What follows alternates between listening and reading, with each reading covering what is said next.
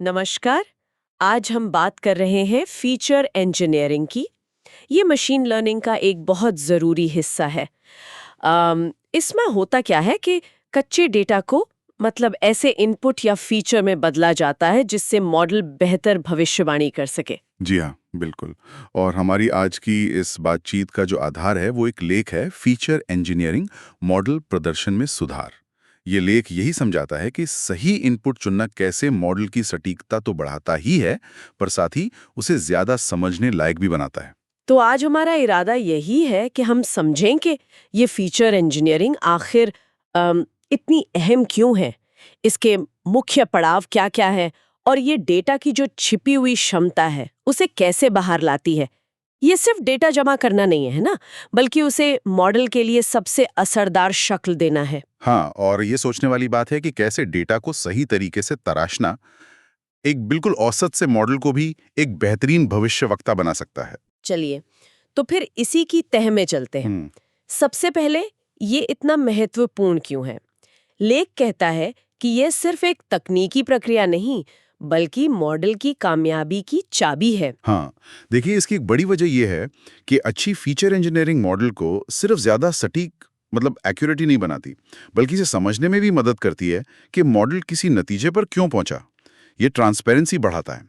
और कई बार तो सही फीचर इंजीनियरिंग करना एक बहुत कॉम्प्लेक्स एल्गोरिथम चुनने से भी ज़्यादा असरदार हो सकता है। अच्छा। हाँ, यानी मॉडल कितना स्मार्ट होगा, ये इस बात पर बहुत ज़्यादा निर्भर करता है कि डेटा को कैसे पेश किया गया है।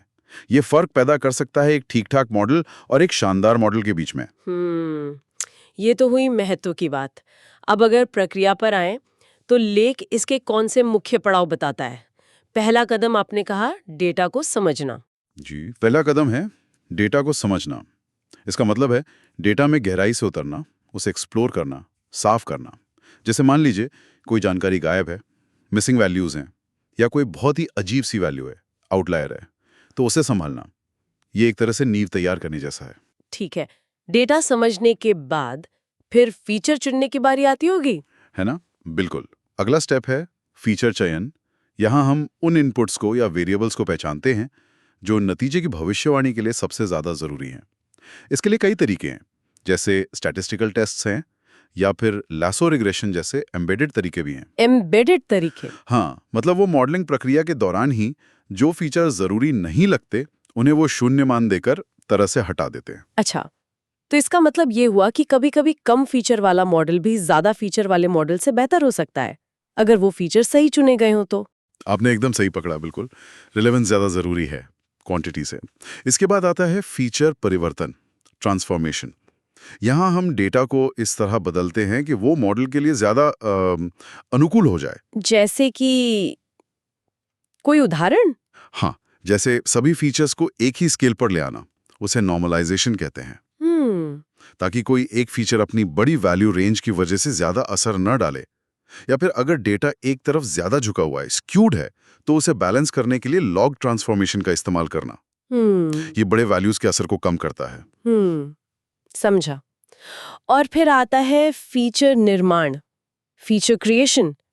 ये सुनने में तो काफी क्रिएटिव लगता है। हाँ, ये वाकई इसमें थोड़ी कला और थोड़ा विज्ञान दोनों हैं।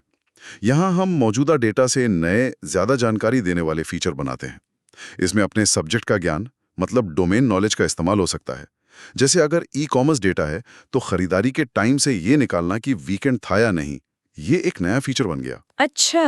या फिर दो वेरिएबल के बीच कोई रिश्ता है, इंटरैक्शन है, उसे कैप्चर करना। या फिर समय आधारित फीचर, जैसे किसी तारीख से हफ्ते का दिन या महीना निकाल लेना। ये सब तो काफी शक्तिशाली लगता है, लेकिन क्या इसमें कुछ चुनौतियां भी हैं? लेख में कुछ जिक्र है इसका? हाँ, बिल्कुल है। कुछ बातों का ध्यान रखना पड़ता है। एक तो है ओवर फिटिंग का खतरा। मतलब मॉडल ट्रेनिंग डेटा पर तो बहुत अच्छा काम करता है, पर नए अनदेखे डेटा पर फेल हो जाता है। ऐसा क्यों होता है?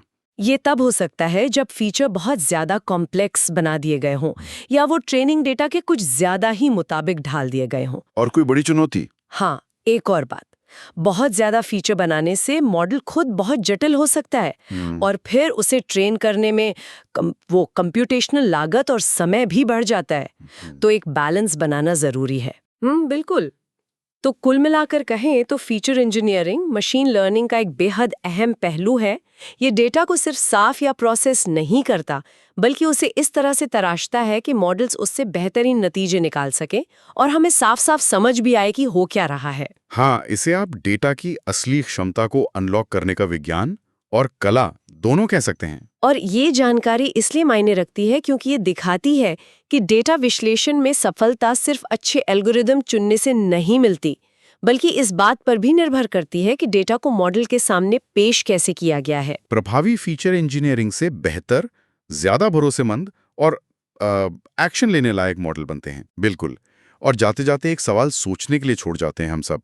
अगर किसी मॉडल का प्रदर्शन इस बात पर इतना निर्भर करता है कि डेटा को कैसे प्रस्तुत किया गया है, तो क्या भविष्य में फीचर क्राफ्टिंग, मतलब डेटा को समझदारी से तैयार करने की कला, क्या ये एल्गोरिदम चुनने जितनी ही या शायद उससे भी ज्यादा जरूरी स्किल बन जाएगी? इस पर सोचना दिलचस्प होगा।